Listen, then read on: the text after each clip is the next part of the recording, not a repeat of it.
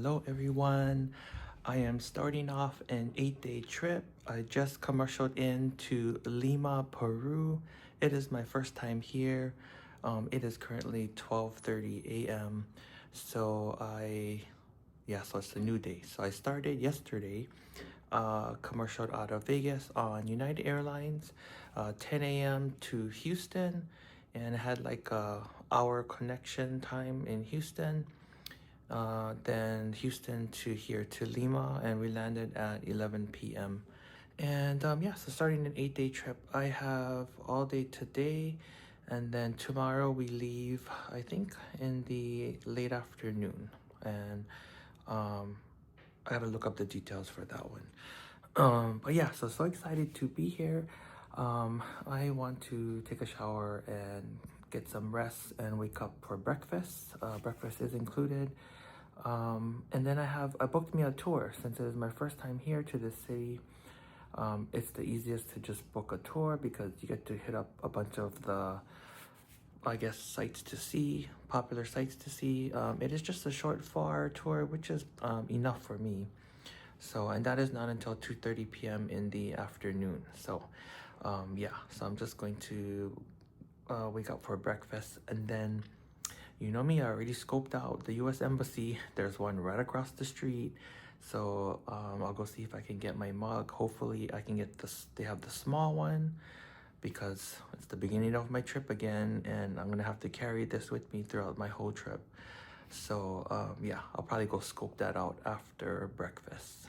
But yes, starting an 8-day trip. I am good for, I forget how many days I'm good for. But anyways, I always let you know if I get extended, and you always come along with me. So yeah, I will see you guys when I wake up.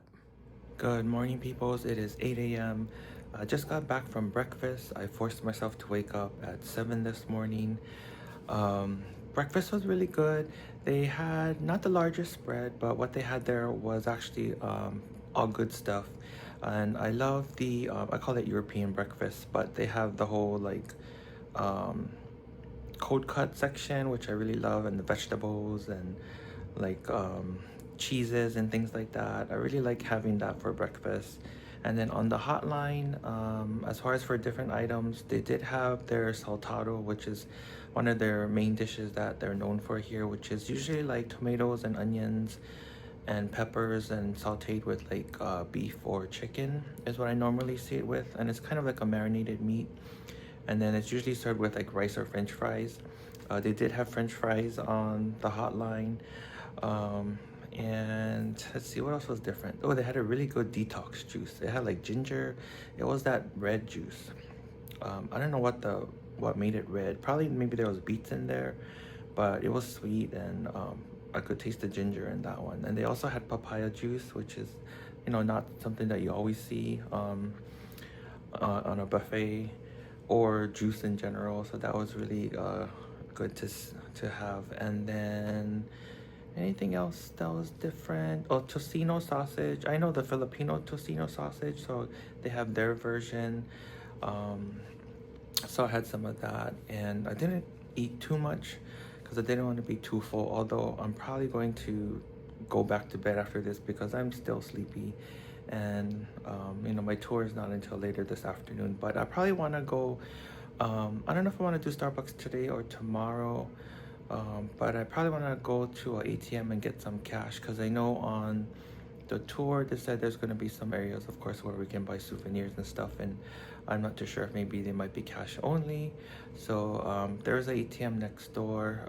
It wasn't open yet, so I'll probably go later on before I leave the hotel for the tour. Bridge, as I told you before, that bridge is from 1960s, and down there the terraces, tennis flats. It was built on terraces. Each field is on different terrace. One of the best views of the city is from here. But the flowers has to be changed time after time. Very clear. This morning we couldn't see down there. This morning it was cloudy.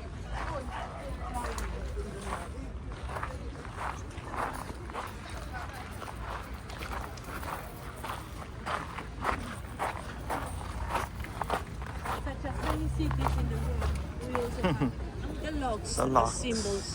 symbol of eternal love.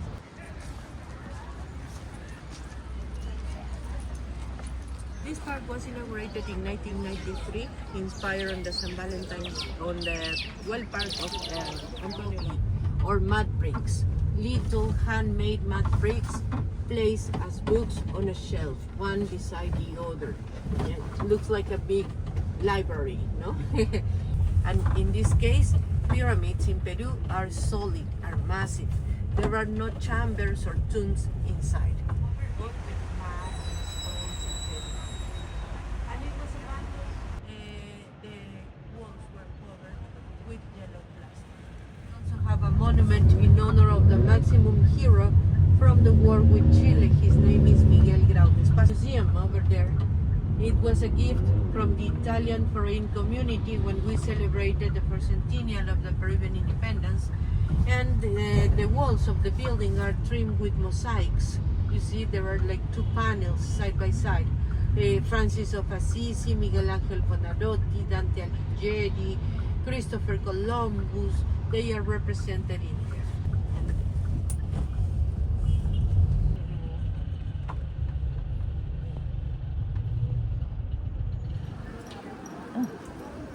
That is the Wow. Franciscan monastery. Wow. It's where we're going to see the catacombs, the first public cemetery underneath. Photography was prohibited in the convent, so here's some pictures off the internet of what I saw. There is still a working church, and there was actually mass going on at the time. This was the choir area, and that large triangle object held giant music books, and it rotated so that the choir could see. The library was so cool. The books were so old, and like you could tell like they were so fragile, like the pages would just disintegrate if you were to touch them.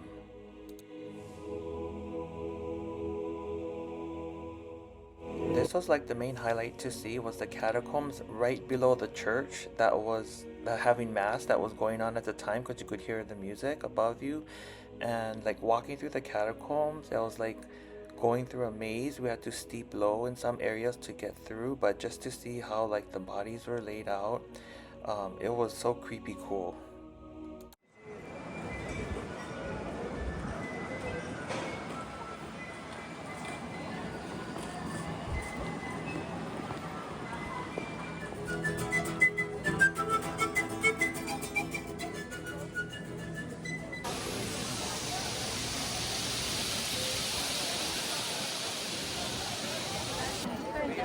It was known as Plaza de Armas because the military.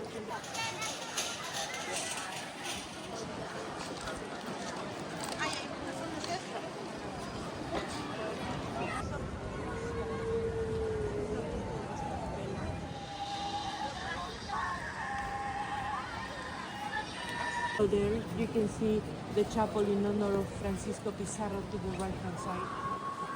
But I cannot guide inside. If you want to take a look, just go ahead. I will be here. My tour ended there at the city center, so I was able to meet up with two of my crewmates who was in the area.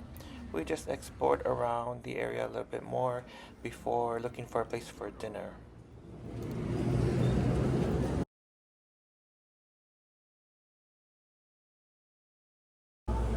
We stumbled across the US Embassy, so I was able to get my mug.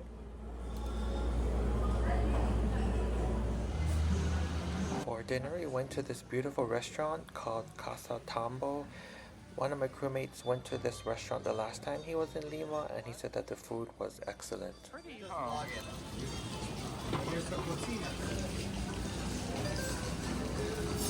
Con queso paria, choclo desgranado, quinoa negra con quinoa roja, maíz morado con higo deshidratado y pasas de bebé. Friends, good trips.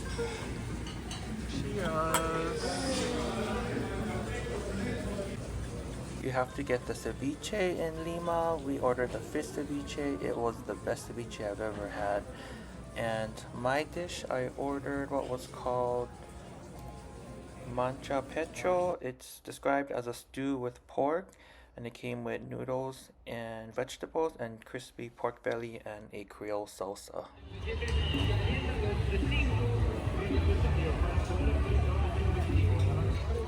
After dinner, we walked over to this park that had all these different types of water fountains.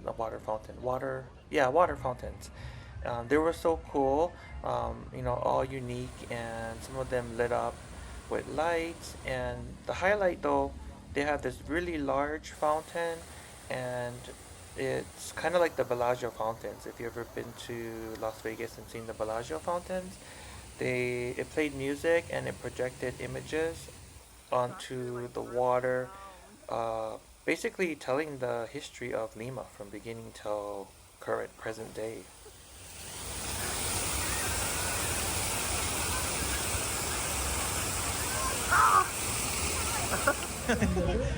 Couldn't quite make the turn. I kind of.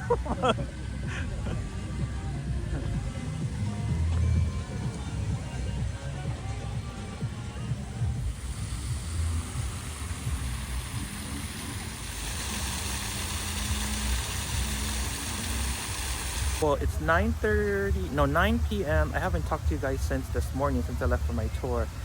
But I got done with my tour at about 5:30 p.m. and then I met up with two of my crewmates who was in the same area where my tour ended. Now we're at this park with all these waterfalls, and supposedly this one does like a water show with music and stuff, kind of like the Bellagio fountain. So we're just waiting to see.